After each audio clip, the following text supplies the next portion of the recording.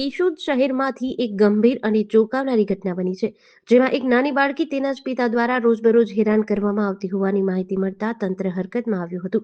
એક જાગૃત નાગરિક દ્વારા આપવામાં આવેલી સૂચનાના આધારે ચાઇલ્ડ હેલ્પલાઇન 1098 અને પોલીસ હેલ્પલાઇન 112ને તાત્કાલિક જાણ કરવામાં આવી હતી. માહિતી મળતા જ જૂનાગઢ ચાઇલ્ડ હેલ્પલાઇનની ટીમ અને પોલીસ ઘટના સ્થળે પહોંચી હતી.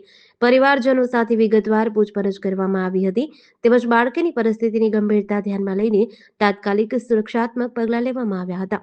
તપાસ બાદ બાળકીની સલામતી અને ભાવિ સુરક્ષા માટે તેને જૂનાગઢ સ્થિત શિશુ મંગલ સંસ્થા ખાતે સુરક્ષિત આશ્રયમાં મોકલી આપવામાં આવી છે. હાલ બાળક સંપૂર્ણ રીતે સુરક્ષિત હોવાનું ચાઇલ્ડ હેલ્પલાઇન દ્વારા જણાવવામાં આવ્યું છે.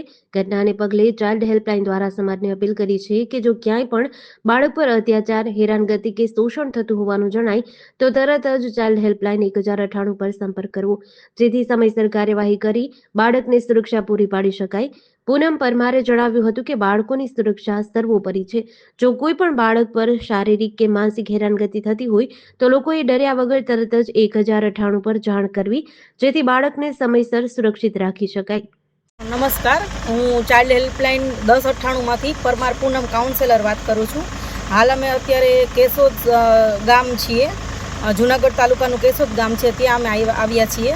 1098 એક ચાઇલ્ડ હેલ્પલાઇન છે જે ઇમરજન્સી 24x7 ચાલતી સેવા છે, જેમાં કાળજી અને રક્ષણના જે બાળકો હોય એમનો સમાવેશ કરવામાં આવે છે. હાલ અમને કેશોદથી કોઈ એક જાગૃત નાગરિકનો 8:30-9ની આસપાસ એક કોલ આવેલો છે કે એક બાળકી છે જેને એના પિતા છે ભિક્ષાવૃત્તિ કરાવે છે અને દારૂ પી અને બાળકીને મારે છે.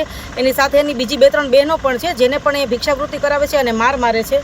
તો એ કોલ અમને આવેલો છે અને કાઉન્સેલિંગની જરૂર છે અને બાળકીને મદદની જરૂર છે.